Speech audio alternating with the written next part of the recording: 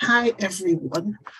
My name is Chisom Ifobu, and I am a second-year PhD student studying geotechnical engineering, and I'm also one of the ASCU camp coaches, and I will be presenting the first half of this general session that is on the PhD proposal, writing the PhD proposal.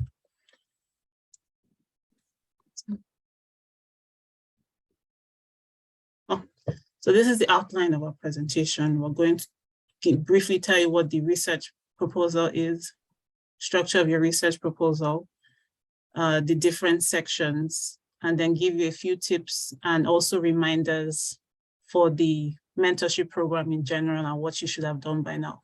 And then there'll be a brief Q&A session at the end. So what is the research proposal? So in mostly the PhD proposals, to my knowledge, it's only PhD application, you're asked to provide a research proposal, which should outline the motivation and objectives of the project that you're proposing. That's if you're proposing your project. I think maybe some of you will be applying to studentships or the CDT, which doesn't need you to provide a proposal. But yeah, when you're providing a proposal, you need to outline your motivational objectives and you should tell the reader how you plan to carry out your research in some detail. And keep in mind that they will understand that you don't have all the information, but you should show that you have actually thought it through to some extent at least. So it needs to show that your research is worthwhile. That means that it should have some benefit to society or some contribution to the field that you're working in. So like, for example, you can't, if you want to design like a better method of making this pen per se, if you want to design a manufacturing process for this pen, but the manufacturing process you propose doesn't make the pen cheaper, it makes it more expensive, or it doesn't make it like more sustainable, then that like research isn't worthwhile because you're not really contributing anything. You're just making the same pen, but in a more difficult and more expensive and a worse way for the environment. So no one wants that kind of research. You also want your research to be feasible in 3 to 4 years. So when you come to Cambridge, they want you to finish your PhD at most 4 years. It could depend, but ideally you want to propose a project that you can finish within a time frame. So you can't have, for example, you can't be studying like maybe genetically modifying a plant, but it requires that your plant requires like 5 years to grow. You can't finish doing that project in 3 years. So like that's automatically rejection because there's no way you can finish project in 3 years. And it also needs to be executable at Cambridge. So for example, in my course, I'm doing geotechnical engineering, and one of the major like equipments I use in my research is called a geotechnical centrifuge, which basically just applies an enhanced gravity field on soil so that you can look at a model of soil as if it's the actual, like you can look at a model of a soil and a building as if it's the actual like full-scale building, even though it's 100 times smaller, for example. And there are only like 4 of these centrifuges in the UK.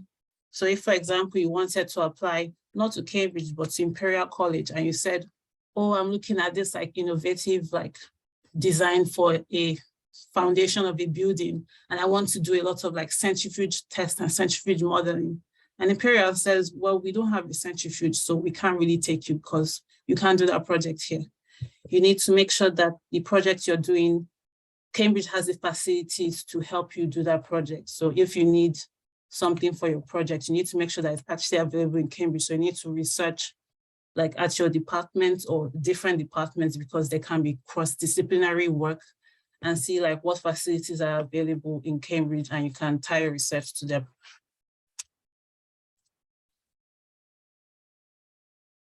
So a brief overview of the structure of your research proposal. You need to give a title of your project, and it doesn't need to be anything fancy. It just needs to tell like the person reading it that's what your project is about, essentially.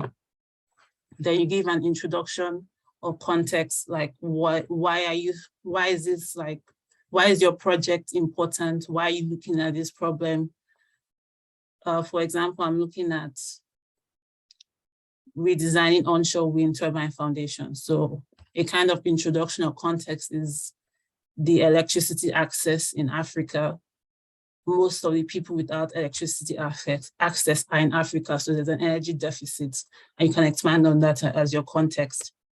You also want to give well, depending on the course, it could be a literature review or state of the arts. Literature review as in what research have other researchers done in this field.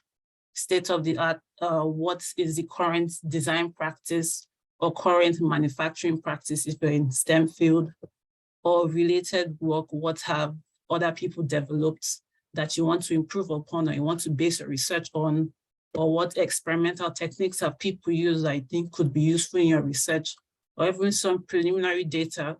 Some of you can have research experience already, so you're just basing your project on your previous work, so you can provide some preliminary data that provides the basis for this project that you're applying for. And I've grouped these two sections into what I call background and motivation. You can do that, or you can make them separate. You also have your statement of research question, research contribution hypothesis. That's just what specifically you're trying to specifically what you're trying to find out in your project. You have your broad context, but you want to narrow it down to get to frame your research question. And then based on these research questions, you then get your research objectives, which are basically trying to answer your research question. The research objectives will tell you whether you can say your project was successful or not. Well, there's no such thing as an unsuccessful project. You just have things that did not work, which are useful to other people, but it gives you a kind of metric to measure your progress along your PhD. Then the research plan and methodology. You also want to put a lot of detail into this. Like I said, you need to show them that it's possible to be done at Cambridge. I need to show them that you've thought through these processes. And references, if you're giving a review of the research done already, or the related work, or all these things in the state of the art, you need to reference your sources and make sure that it's formatted properly at the end of your research proposal.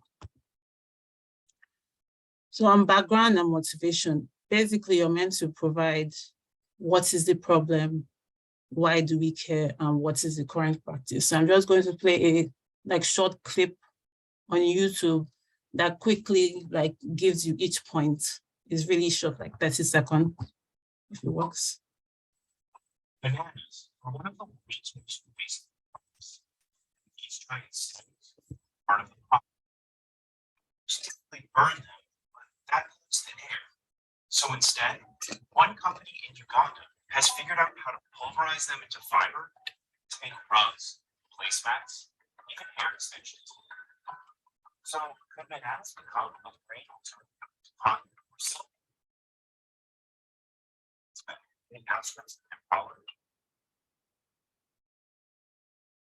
So in this clip, they've told us what the problem is, and the problem is bananas produce a lot of waste during their production. And they told us current practice, which is to burn the waste from the banana. And we should care about that because that causes air pollution, which leads to global warming and also other diseases as well, and which increases the problem of climate change that we're facing. So that's a quick summary of what your background and motivation could be, but you need to flesh it out because you're not making a video, you're writing a proposal. So I just wanted to give you a quick and kind of entertaining example that drives home the point of your background and motivation.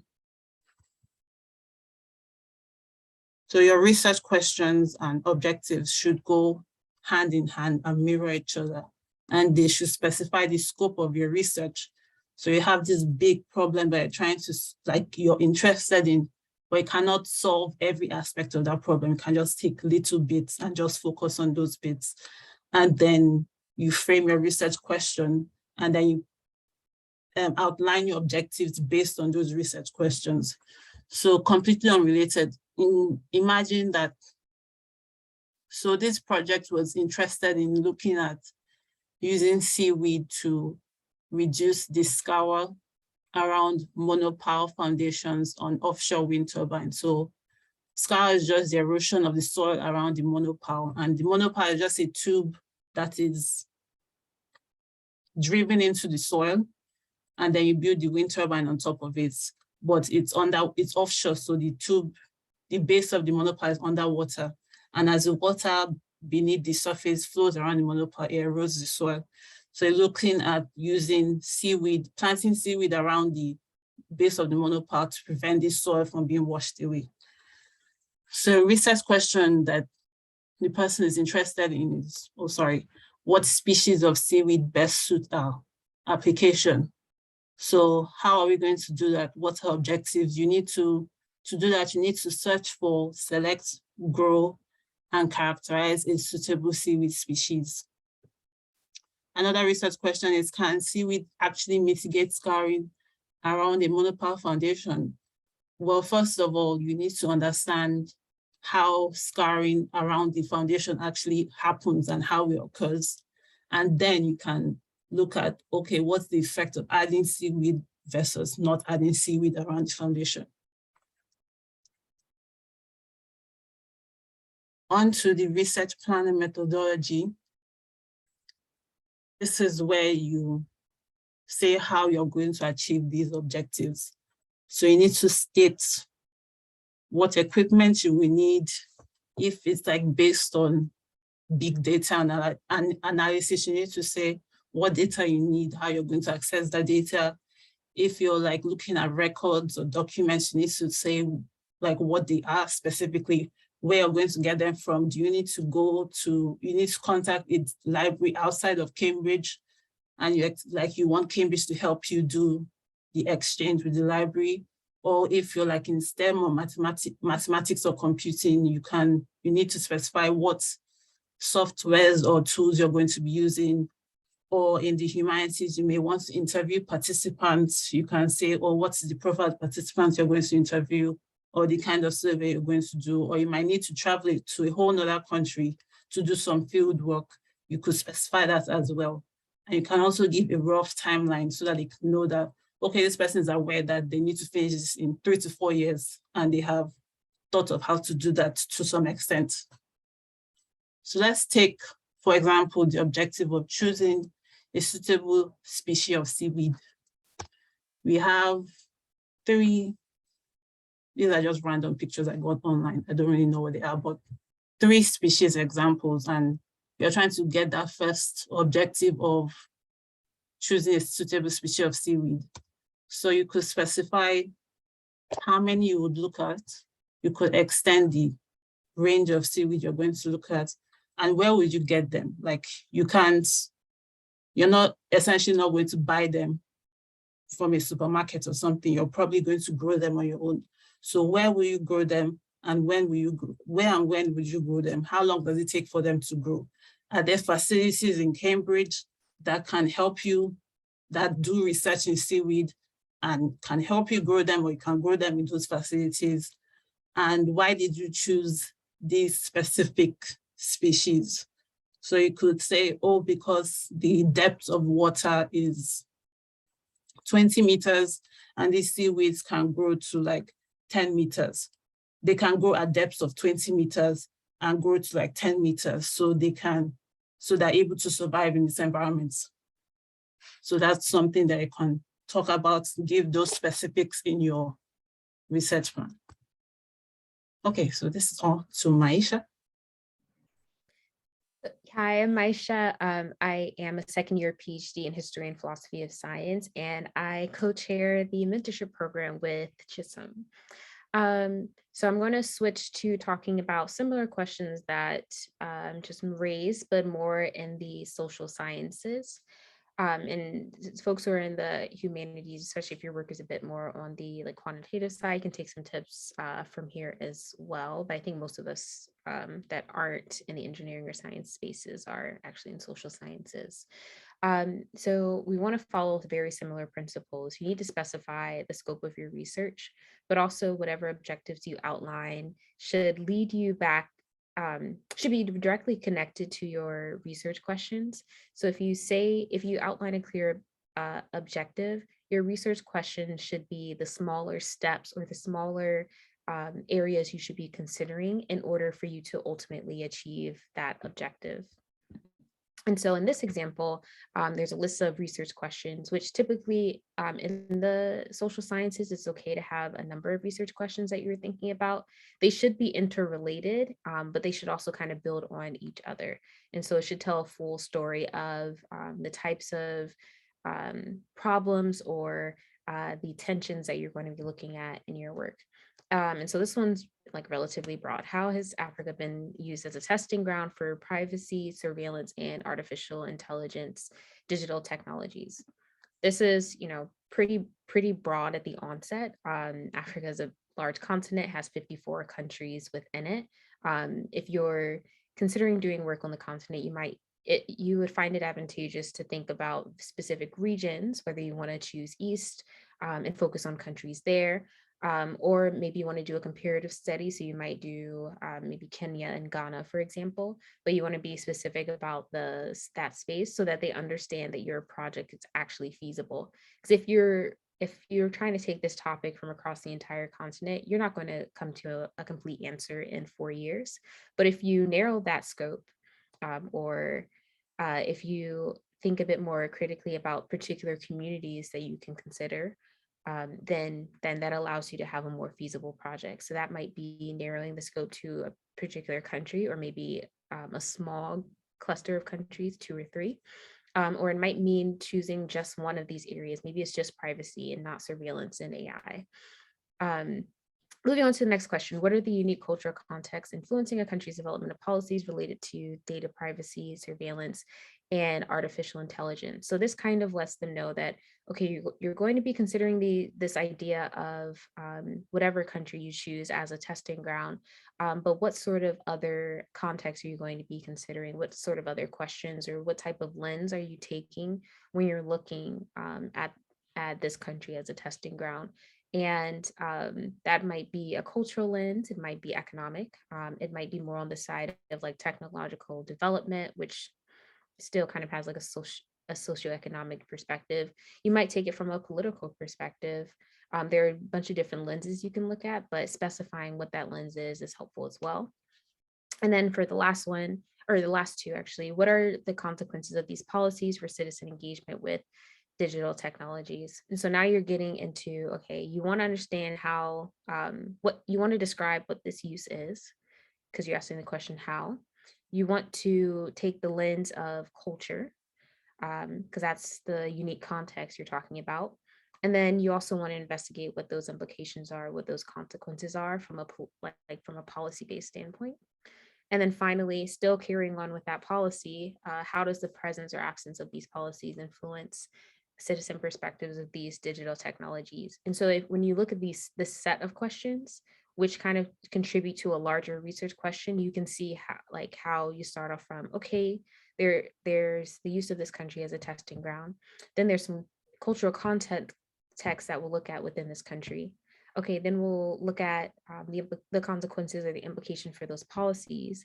And then we want to understand the absence or presence of these policies on citizen perspectives. So while these are distinct questions, they build on each other and you need to answer all of them to have a complete picture, if that makes sense. And on the right side, you see the kind of objectives. It's investigating the histories of data privacy, surveillance, and artificial intelligence. And then again, you would want to specify which particular countries you're interested in, but you would also want to provide some context for why you're interested in those countries as well. And then finally, this idea of like who is active or who is passive in terms of using those technologies is another objective. And collectively, those questions help to address those objectives. Next slide.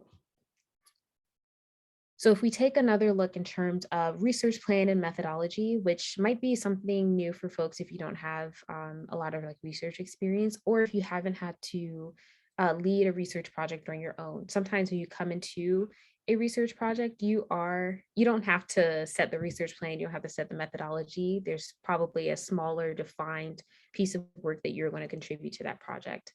When you're doing your PhD, sure, you might be working in someone's lab or you might have your supervisor, but the bulk of your work is going to be you setting, what you want to study, having a clear plan for doing that, doing the research and reading you need to have a good background for that, determining what other like resources you need to carry out your project, but also in partnership with your supervisor, but also after like reading articles and seeing what their methodologies are, defining what your methodology is.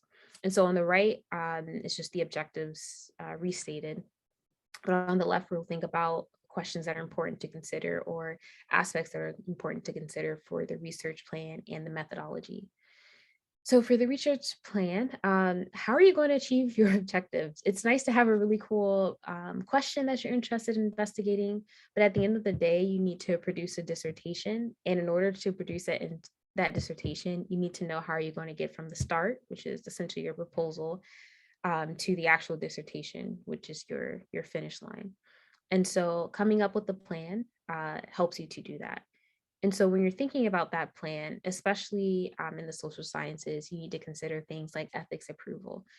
Maybe you're doing interviews or observations in a setting where there are children. There are very clear kind of like ethical guidelines for that and ways you have to navigate around like protecting the kids while perhaps maintaining some anonymity, but also just making sure that's approved by the body that governs research, like here in the UK. And perhaps like in the place where you're doing your research as well. So going through ethics approvals will be like really important, but also something that your department can help with as well. Thinking about data sets, is there a data set that's out there that you'll need to have access to, that you'll need to use? Where are you going to get the information that you're looking for? And so it's like your job to be able to tell them you're going to have these research questions and objectives, but also let them know what resources are out there that you need to have access to in order to be able to carry out that project. So if you're doing a project that is related to out of school youth, you're probably going to be looking at some data sets related to youth education from organizations that can give you ideas about demographics of youth populations in whatever countries you're looking at. That can tell you maybe questions about how much funding goes into education, or what percentage of someone's income goes towards their child's education, or at what age children usually drop out of school, like different questions like that. Like people are already doing pretty extensive research. So you need to be able to like helpfully ground your research in that space as well. If you're on the history side and sometimes in the social science, in like the sociology side as well, a lot of times you have to look at archives. And so there are probably some documents, whether it's like primary sources you're looking at for, someone who might have like originally like written it. Maybe you are like, in my case, I'm in history and philosophy of science, and part of my like work is looking at some like the original like business documents that tech companies are using in the various countries that I study. So maybe there's some corporate archives that there are corporate archives that I'll be visiting. Maybe there's some other documents related to what the process is for someone to start up a business in these countries. And so I need to be able to access that, whether that's from a like economic body within the country, whether that's publicly available. You should know the answers to these questions in general. But also similar to the points about ethics approval, when you're outlining for like survey or interview participants, you need to be thinking about who you need to talk to, what questions you want to ask them, how you'll actually get them to answer your questions, but also how you aren't kind of like leading your questions, how you're not swaying like their responses. And so those will be things you talk about in your proposal. And also field work. So if you need to leave the university, there are probably a lot of things you need to consider for that, or there are a lot of things you need to consider for that. So when you'll go, what the environment will be like when you go, whether you need to like delay your time for going to that particular country, that particular space, or whether you need to do it sooner. Questions about maybe you need to also have like access to resources that are here in Cambridge. And so how do you make sure like when you're developing your timeline that you can get done, you need to get done in Cambridge, also go and do your field work, and then have everything, you know, collected so that when you start like writing up, you've already gotten the information you need. Something that people forget to talk about are the skill sets that they already have, but also the new ones they need to develop. And so for me, when I was doing like applications for my PhD, but also my master's, especially because a lot of my works can focus in East Africa, but also in the Americas, so like Spanish speaking communities. I talk about like my own language proficiency, like being fluent in whatever language or proficient in this language. I might also talk about gaps in that language. It's like, oh, okay, maybe I have proficiency in this language, but I want to take a class that's specifically for researchers in this language, for example. You might also talk about like quantitative skills you have. So like, okay, I have experience doing the data visualization and maybe like Python or querying an XYZ platform. Like if you talk about using data, especially if you're doing maybe mixed methods research or quantitative research, you need to also communicate to them whether you already have that skill set, what sort of like methods you might be using, but also, you know, what opportunities you're already identifying to like fill in that gap. And that might be an example, you know, one example might be looking at, what is it, SSRMP, I think it's called.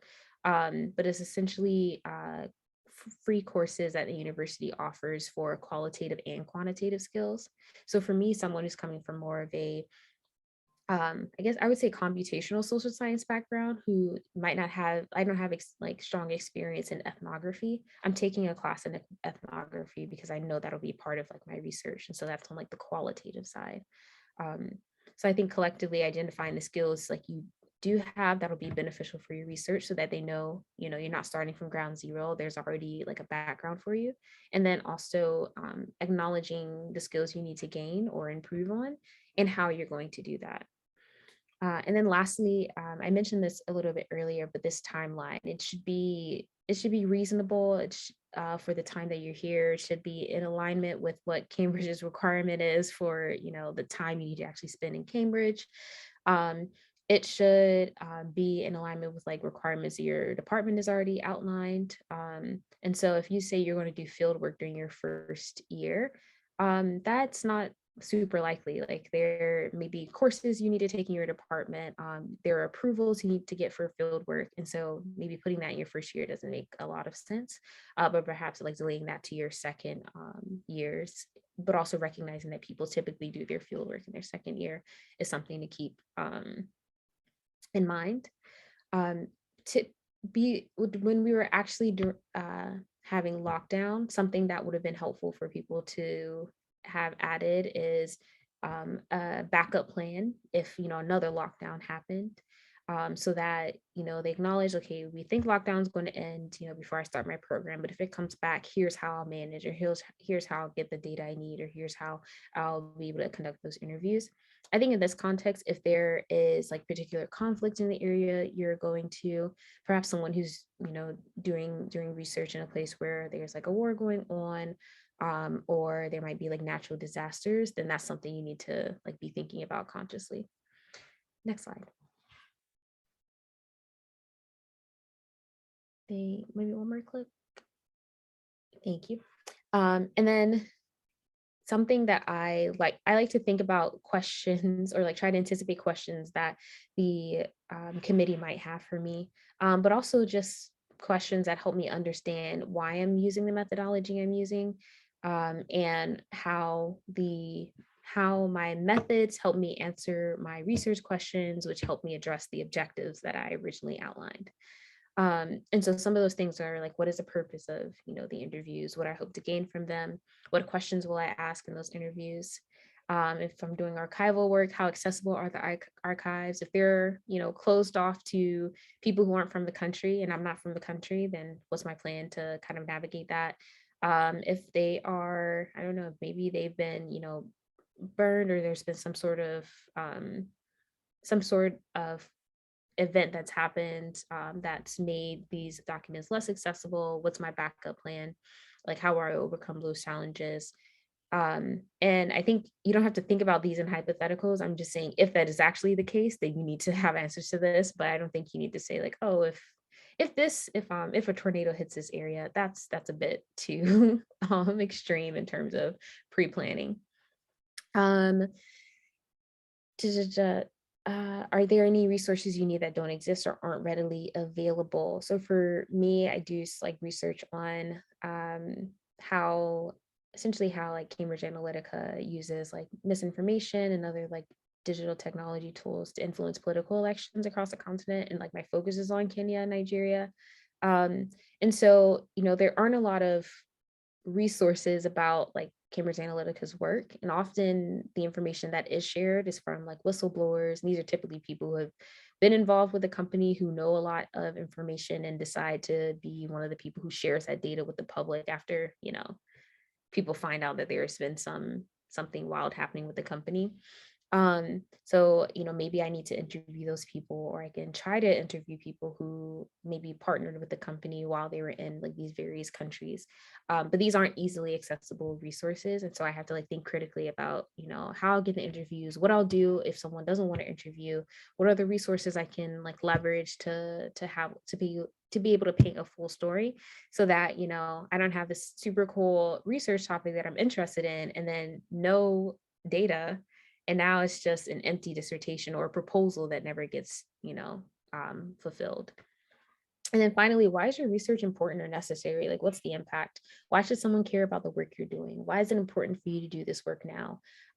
What is missing in the scholarly conversation that your work helps to address? What's something someone might have got wrong that you want to correct, or you want to present a different perspective on?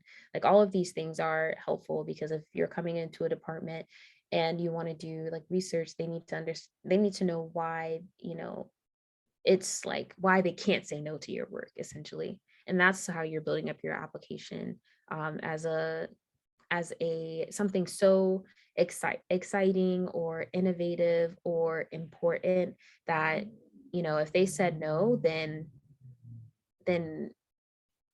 things will I feel like that's a very like Chinua thing, like things will fall apart. So thinking about that like very, very critically as well. Like what's the impact? Who are you helping? Are you hoping to influence policy where there'll be direct benefits for the community that you're talking about? Maybe you're doing research in like diabetes and, I don't know, communities in Brazil. And that's like a condition that people are like experiencing at high numbers. And if you can address and understand why, then like there's a massive group of people that you're impacting. That sort of thing is what you should be thinking about. Next slide. Something that people are often nervous about, and I don't want it to come across as scary. Think in general, like if you're doing work, you want credit for your work, right? So we should extend the same to the people whose knowledge and scholarship is contributing to our own work. I like to think of it as what I think in undergrad, they called it like a scholarly conversation. If you're engaging with these other scholars, if you're building on their previous work, if you read their work and it influenced your current work, then it's important to like recognize when that happened, or to acknowledge that has happened by citing them. There are a ton of guidelines out there about how to cite. We listed some like links here as well, but it's just extremely important to kind of like recognize that especially if you're pulling in direct numbers, direct quotes, theories that are directly connected to someone else. You need to be able to acknowledge that, but also it'll help you to be intentional about differentiating what is like your own knowledge or contribution from what's already out there. And if you're looking through your proposal and there's like a citation on everything, then that means you likely haven't contributed anything original, and that means you need to go back to the drawing board and actually contribute something original. So it's consider it not only just like out of just normal policy, but also respect to the other people, but also a check that your work is actually new. Yeah, next. Oh, and you should check the last thing I'll say is depending on your discipline, there will be different expectations for what citations look like. And that's something that's one totally Googleable, but also you can find some assistance on that through these sites as well. Thank you. Next slide. So I think some last tips that apply whether you're doing applying for a PhD at like the business school or engineering or the sciences or humanities or social sciences. You want to customize your research proposal to Cambridge. Why is it important for you to do this research at Cambridge? And she's already like emphasized that, even talking about how like the centrifuge that she uses for her research, there's only 4 in this country, and one of those is housed at Cambridge. So that's a big reason why it's important for her to do like her research here. And then for me, for like my work, I look at some things on like artificial intelligence. The Leverhulme Center for the Future of Intelligence is based here at Cambridge.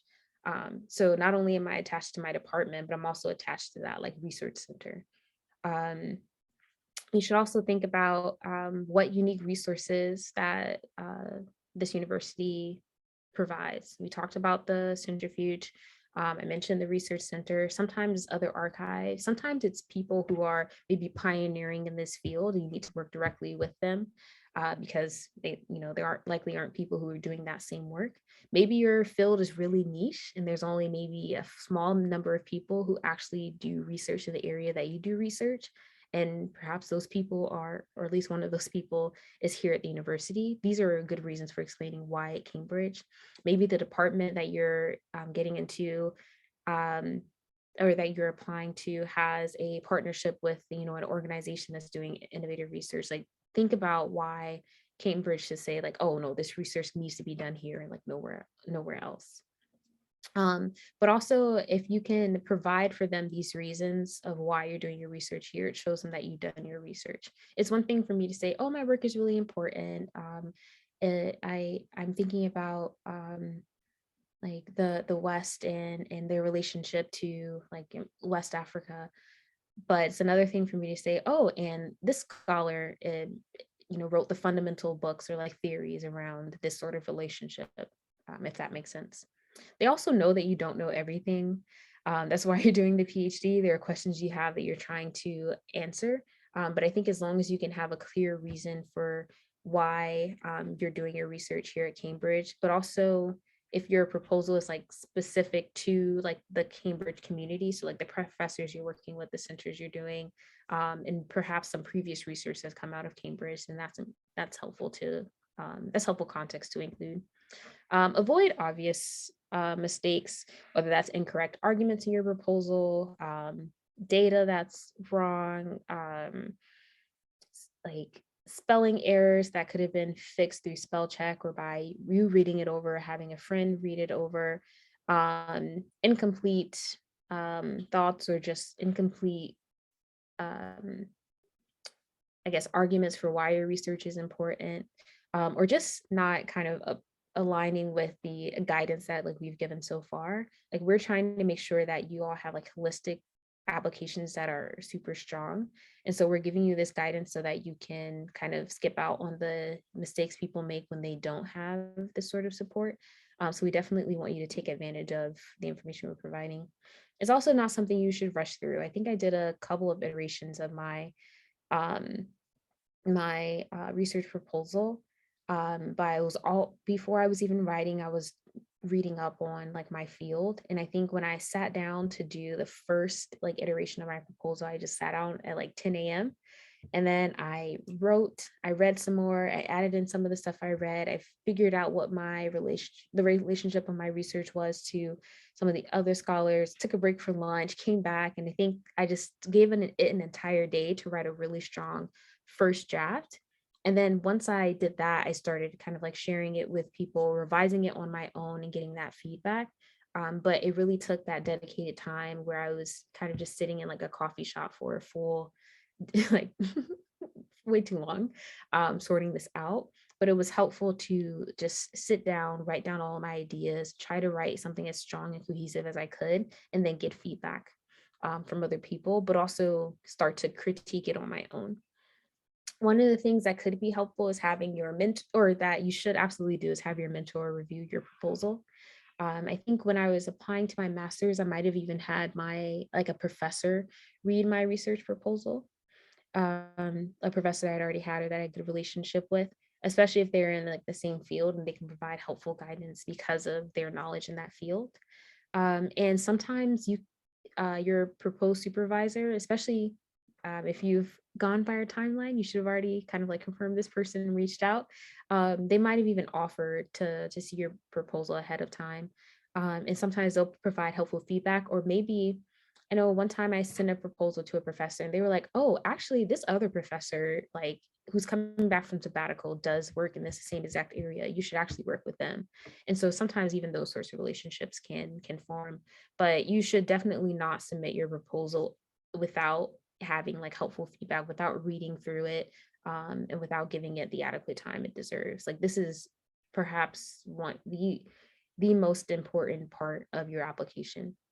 It's the research that you'll be conducting for the next 4 years, so just take your time with it.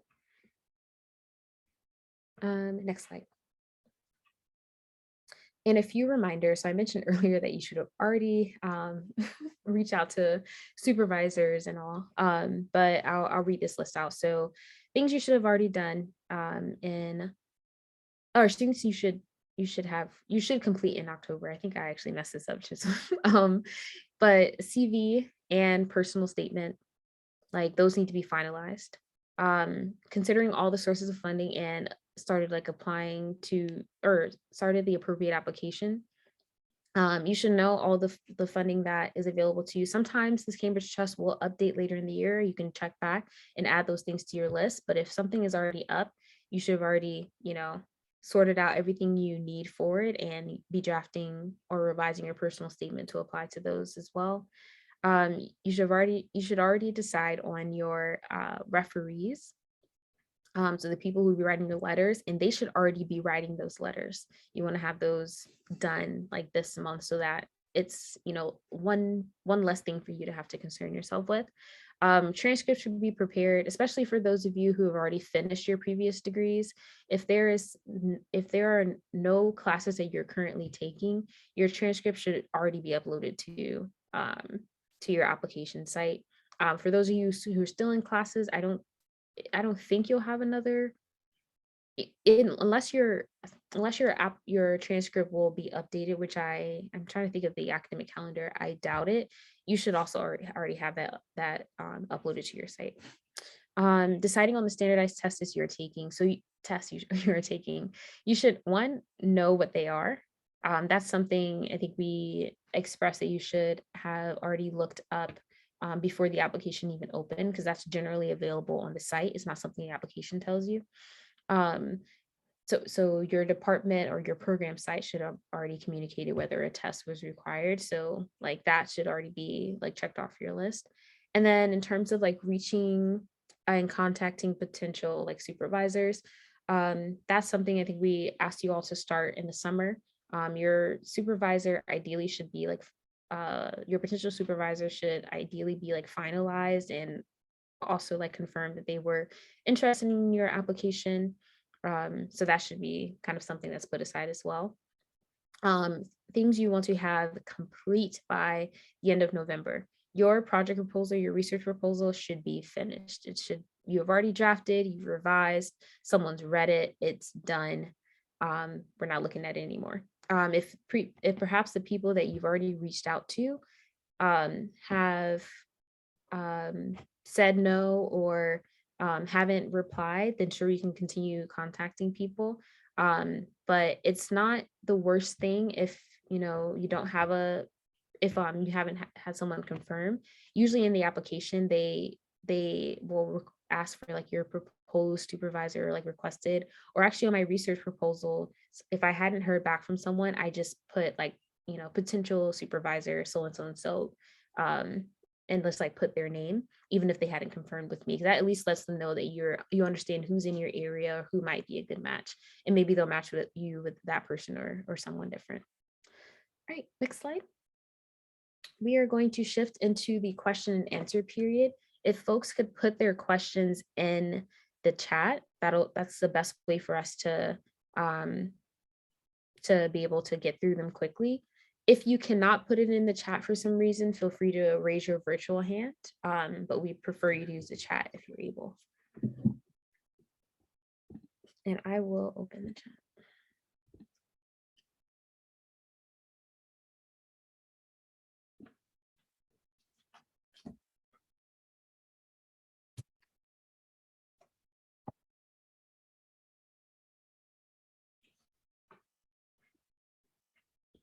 Oh, I just wanted to mention, so from like the mid-program question there, I don't know whether it applies to this group because it's a small proportion, but like half of the people that filled the form had not signed on to, like had not created an account on the applicant portal. And you need to do that because although we're helping you with the CV, the proposal, and the personal statement, that there could be other things required on your application form depending on your subject. So for example, in engineering PhD, they ask you for the big three, the CV, the personal statement, the PhD proposal. They also ask you for a research statement, your career goals, and something else.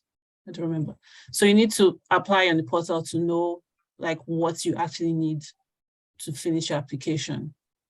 So that's why it's important that everyone should do that as soon as possible. So you have a better idea of what is actually required. It's good that you do these things. These are the most important, but those are also important as well. Thank you. And there I'm seeing, okay, people have questions about the word limit for the research proposal and the number of pages. So generally, the first thing I would say is to check your department requirements.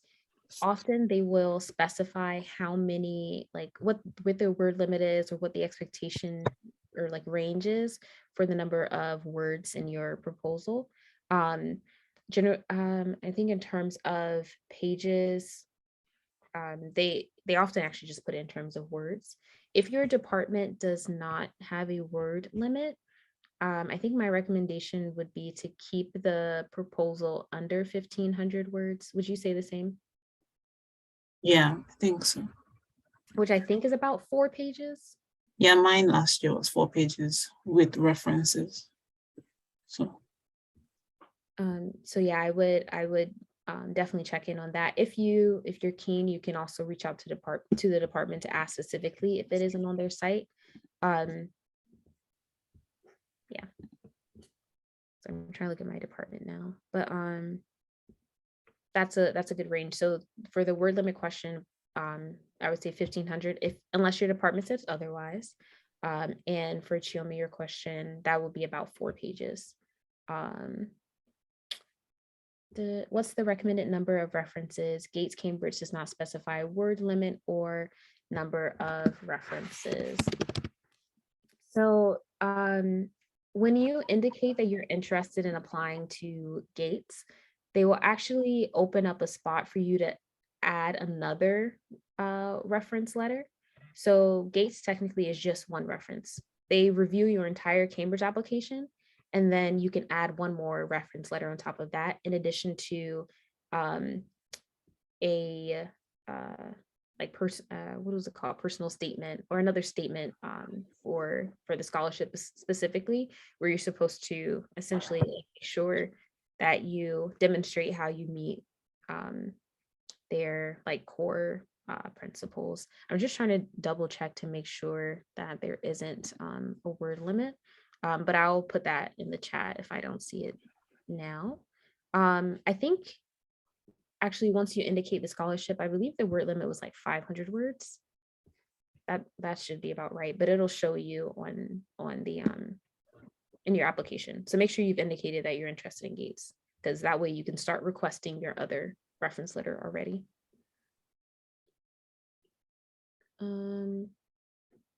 How can I decide on the topic for my proposal? What's the recommended word limit for my personal statement? Again, make sure you check your department first for the word limits for your personal statement or your PhD proposal, just because we we want you to take our answer only if they haven't already designated what it should be. I think in terms of personal statement, I think that for me was also 500 words. I think it's in the application form. So if you log in, it should tell you the maximum. It's either characters or words. So you just need to log into the applicant portal and you find out what the word limit is.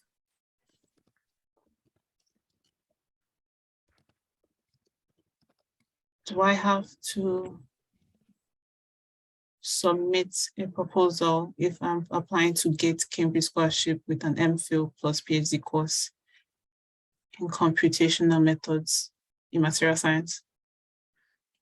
You'll already have a proposal from that application, so they'll read that.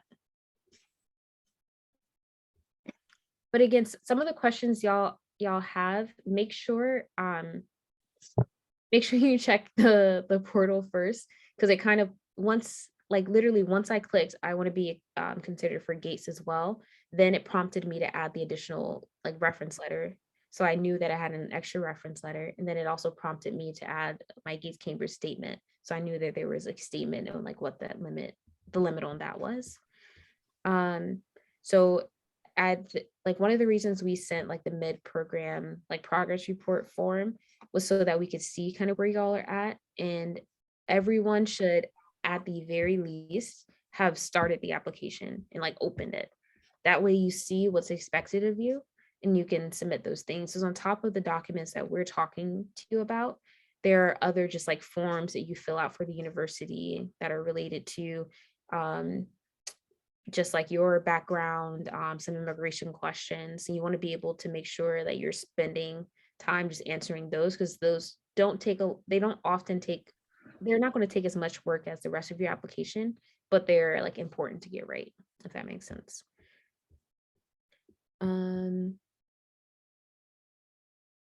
Yes. So I actually know someone who did that. Sorry, the program, the MPhil and PhD course. And yeah, it's the same process as I just outlined. Okay, sorry, not essentially related to today's question, but related on my application. I'm having problems using the Turnitin login.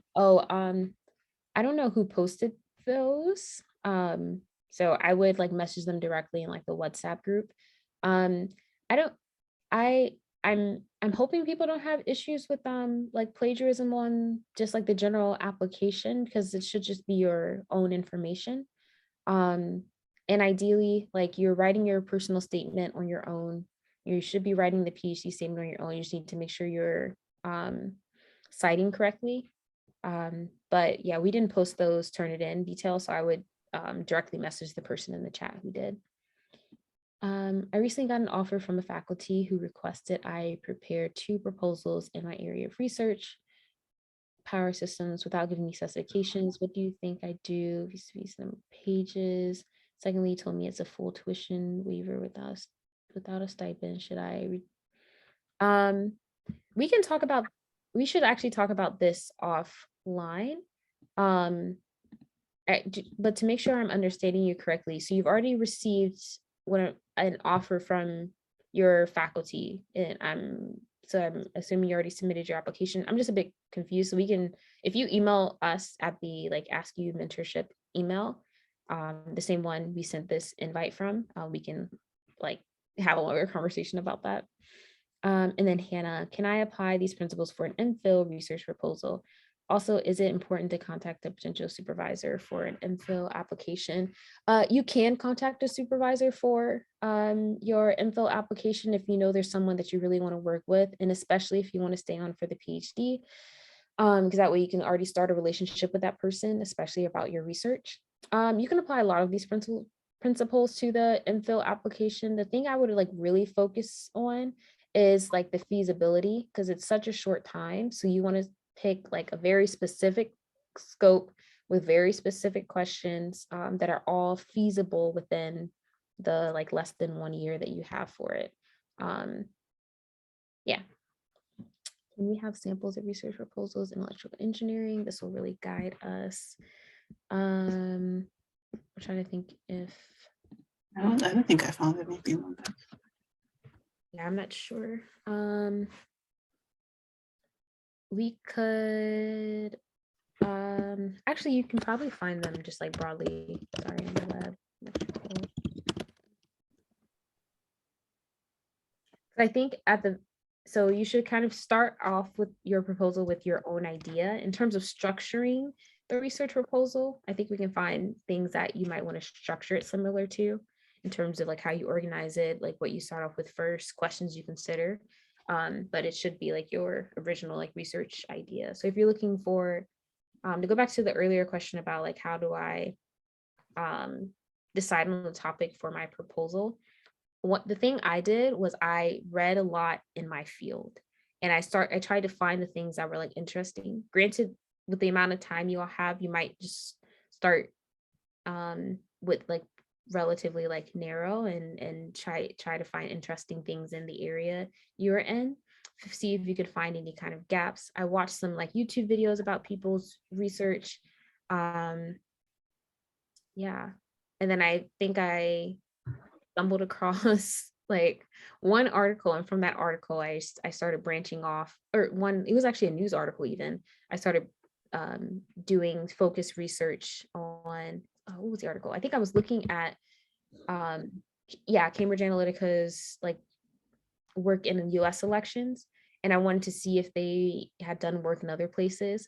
And then I realized, oh, there's a bunch of other places, no one's been talking about them though. Okay, let me see what a few of those places were, see where they are geographically. Oh, okay, a lot of them are in the global south, so like South America, South Asia, and the African continent. And I was like, okay, I have the most academic background in the African continent, let me focus on some countries there. So I was thinking through that sort of logic, so hopefully that is helpful. But we could also share like resources on like formatting the proposal and coming up with your research idea. I'm just going to take a note about that. I think what I did was just to like Google research proposals, because you're more into the formats and the outline rather than the actual research that they're looking at. So I don't think you necessarily need a research proposal in your field. You could just find a STEM research proposal and see how they outline that methodology and the research plan. And because the context and the like motivation and your research questions won't be the same anyway. So you just need to see how they frame that rather than like what the details were. Yeah. And also check your department, because there are some departments that like have instructions on how to write a research proposal for them and how they want it formatted.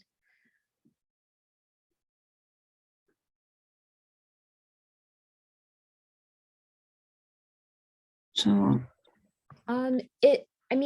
I think it means he thinks you have a good chance at the other scholarships, so it makes sense to go for those, because like departments don't have a ton of money to fund students, but also in general, people funding at Cambridge, they're always going to tell you to go ask everyone else first, because if you can get funding there, they could, perhaps divert that funding elsewhere. But also with Gates, Cambridge, and other scholarships, you end up having like other like professional networks. So it's beneficial to still like seek those out, even if you've already like received funding, if that makes sense. Because at the end of the day, you're not going to be like fully double funded. What happens is you take one and then, the other gets sent to someone else later in the summer or like later in the year, after you turn it down. So yeah, apply for Gates, Cambridge, and other scholarships, please. Like anything you're eligible for, apply for it. If you don't get it, it's at least you like put forth like a full effort. If you do get it, like, congrats. I am not seeing other questions. I'll give a few minutes for folks to put in some last minute questions. I'm not seeing any hands up either. I think it takes time to draft review and proposal. The PI gave me 6 days. Well, I told y'all I wrote my proposal in that 10 a.m. and I emailed it at 10 p.m. I would start like doing the research for them, and I would like also reach back and ask like, oh, okay, like how many pages are you looking for, and ask for like specifications so that you know like what you need to do. But also if you, oh, go ahead. Right. Is there a particular reason why there are two proposals? Is it two different programs? Good question. You can unmute yourself. Okay, Chisom, good evening. Good evening. Yeah, so to respond to your question, is actually it's a single program, you know, the same department. I don't really know why he wants two different research proposals, one in machine learning and one in power systems. So those are two different labs. So that makes sense now. I don't actually know if it's actually two different labs, but with his communication to me, he said two research proposal, one machine learning and one power systems. Is it because it's like a project between those two disciplines? I'm yet to really understand. Also, you're proposing your project. It's just that is this a studentship or a? Yeah, it's a studentship. Okay. Yeah, it's a studentship. It's a studentship. And he has accepted you onto the studentship. Yeah, but with condition, you know, he said there is full tuition waivers, but no stipend. You know. What so, does the condition like have to do with the research proposal? No. Is it no, okay? So you can before he even told me about the research proposal, he already told me that okay, if I'm able to, you know, come up with if I agree to the offer of full tuition waivers without stipend. Well, since like the condition doesn't dwell on like the research proposal, I can ask him for an extension that he can't do it in 6 days. Because yeah, exactly. That's what I may just do. So he gave 20th of this month, which is next week Thursday. Today is Thursday, yeah. That's 7 days, yeah. I mean, like you haven't even accepted the offer properly and asking for two proposals. Yeah, if you want to discuss about it, you can email us, but you always have the option of just telling him you can't do it in 6 days. Yeah, how about the offer? Like, is it a good offer, kind of? Because you know the situation now. So I also think, I don't know. I am guessing if he's actually testing me or so. I don't know. Shouldn't be testing you at this stage. I would just make sure like that you still apply to other funding opportunities, because at the end of the day, like the best thing is to come out fully funded. And like while like it's really nice to have tuition covered because that's like more expensive than your living expenses. Like you want to make sure you're still eligible and open to opportunities that might fund the rest of your degree or the rest of your expenses. Yeah, I sent him a mail asking him about other opportunities, I mean, outside his lab. And so I think it's just to respond. Maybe I will send a reminder again. Also, like external funding or external. Yeah, I think, well, definitely like Gates Cambridge and Cambridge Trust and Chevening and everything else. The other, oh, I just lost it. The other thing is, I feel like it's an like Oxbridge thing, but people will like accept offers and then when they get a better offer, like take that instead. So I wouldn't like stress too much about like, oh, maybe I have to go back later and say no. But we can talk about this more offline too if you have other questions. All right, thank you very much. You're welcome. And then Hannah. Okay, thank you so much. I actually typed my question in the chat, but I had issues with my internet, so I don't know if the question has been responded to. So I'm sorry to bring it back. I was asking about if one would need to follow the process that you mentioned for a research proposal for an MPhil application, and also if it's important to reach out to a supervisor when applying for an MPhil degree in any of the social sciences and humanities. Yeah, I think it doesn't hurt to reach out to a supervisor, especially if you want to do like a PhD program. So that way you can kind of start that like academic relationship early. When it comes to the proposal, I think you can follow similar principles, but recognizing that like field work is like 99 times out of 10 not going to happen because the program is like so much shorter than a PhD. And making sure that your project is feasible to be done within that short period, because you have like classes and you'll have other responsibilities as well on top of like your research.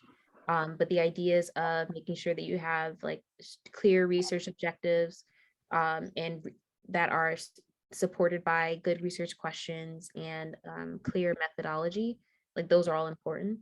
The idea of talking about the skills you already have, you can even mention coursework as well, that prepare you for this research and like this program, that's still important. Okay, thank you so much. And then Helen's question, yes, you can submit applications to different departments. Something we talked about in like some of the earlier sessions is some of you will have research that could honestly go either space. So for my research, I look at essentially the history of like Cambridge Analytica's work in data mining and misinformation. So like very digital topics, like in Nigeria and Kenya. And that work could have gone in history and philosophy of science where I am. It could have also been in development studies. It could have also been at the computer lab. And so there are various spaces where the work fits. Put your foot out to all of them. You never know. Some departments accept more students than others. Some departments have different funding opportunities. You don't know, but yeah, put your best foot out there. Thank you for the response so far. Misinformation. What happens if you have reached out to some professors and not gotten a single reply? Are there any other professors you want to reach out to is one question. One of the things we mentioned earlier is that sometimes you don't get a reply from a professor, but you could still put your preferred one on your research proposal. So I think on some of when I was applying to PhD, some of my applications might have just said like potential supervisor is so-and-so. And also sometimes just because you apply to work with a supervisor doesn't even mean you get them. You might be placed elsewhere. So in like one of my cases, I applied to work with one person and they gave my application to another person who was coming back from sabbatical and like actually wasn't on the faculty list, whose work was more related to mine than the original person I applied to work with. So I think as long as if you've like reached out to people and done like that due diligence, like I think I wouldn't like stress about the fact you haven't gotten a response back. And I think something sorry, Chisholm, that you were talking about earlier is that it's the beginning of term and everyone's super busy. And so that might be delaying the response as well. So I wouldn't stress it. But the second part of like changing the topic to suit the recent areas of research, it should suit the areas of research, unless that they have contacted you and said, I'm still happy to like supervise your research, even if it's not, because there are like people that like to do all sorts, and there are people that like to do like a specific field. So you want to kind of still tailor your research proposal to the research interests. And like, don't be like so like focused on like what the project is and what the plan is, because it will change. Like the research proposal I submitted, I'm doing like nothing close to that's at the moment. So like it's going to change. You can also change your supervisor. Like it's very flexible once you're in, but like the problem is just getting in. Like once you're in, there's like chaos and you can change whatever you want to do. So like it's fine. Yeah, no, I'm on my second department. My second supervisor, my fourth advisor, like things change. I am not the person I was when I applied at this point. Yeah. But you should, yeah, definitely apply with where you are now.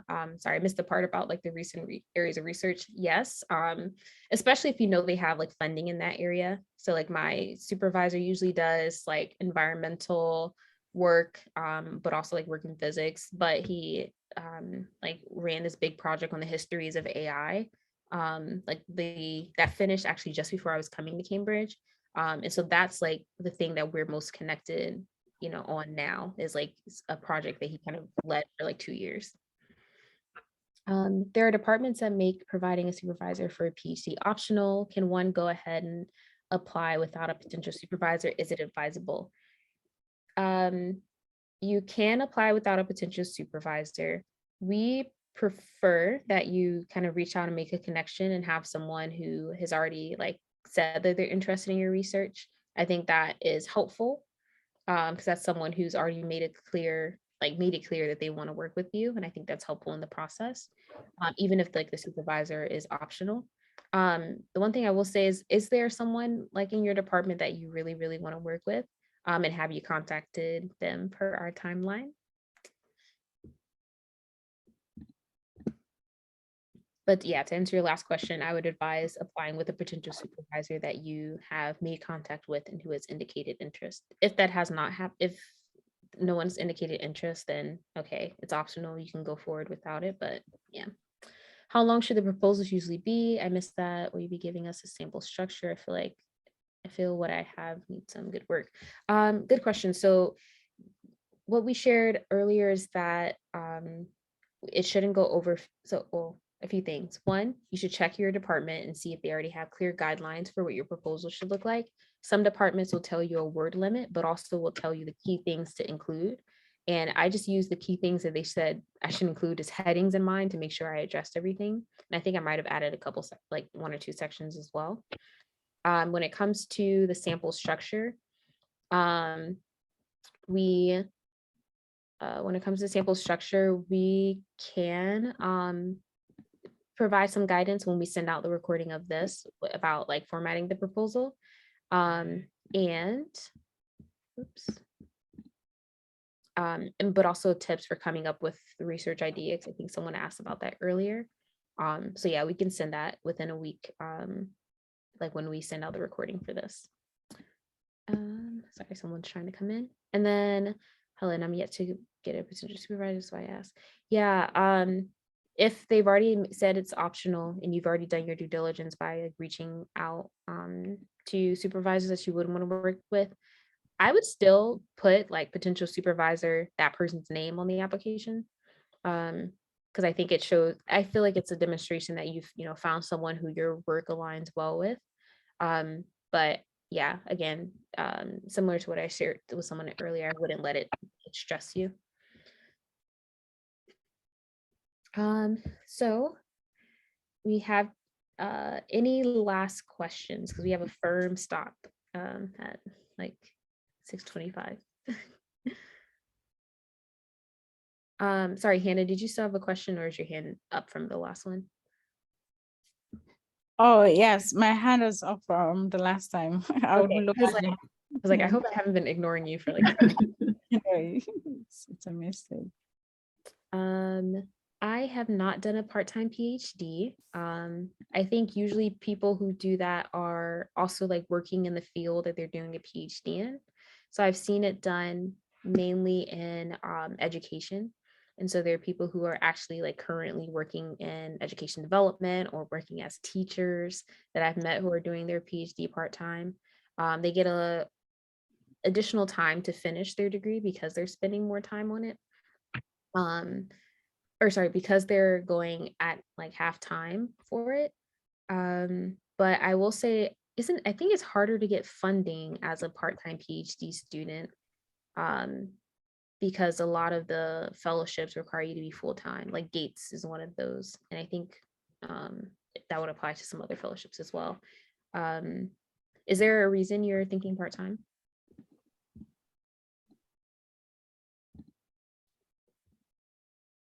I know someone at my lab who like works full-time as an engineer and then does part-time PhD. And I'm like, how are you still alive? I can't even handle that. But I also think people do, I also know someone that did part-time PhD and then just part-time random stuff, just like being like part-time job and then part-time PhD. So, but then it's like double the time, 6 to 8 years as well. So yeah, you can, if you want, you can email us maybe some of the reasons why you're considering part-time. I will say that like there are restrictions on like all of us who are international students, there are restrictions on our visa for like how much we can work. And then Cambridge limits that even more because I think they have a cap at like 10 hours per week. So Yeah. ideally, if you're here, it would be like full time because even, you know, you would only be able to work part-time at like 10 hours, which is Yeah.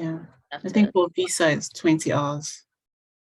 and then I think Cambridge like also has like another restriction that Yeah. Oh yeah, visa Cambridge is 10 hours as well. yeah, so it's yeah. All right. Thank you all for coming to the session. We are happy that you all are working along on your PhDs. If you have reached out to supervisors and they have not been responsive, do not fret. It's actually a relatively common thing. We're just glad that you've done that work. If you still want to work with that person and you haven't heard back from them, you can still list them as a potential supervisor or someone you're interested in working with on your application, even if you haven't gotten a confirmation from them.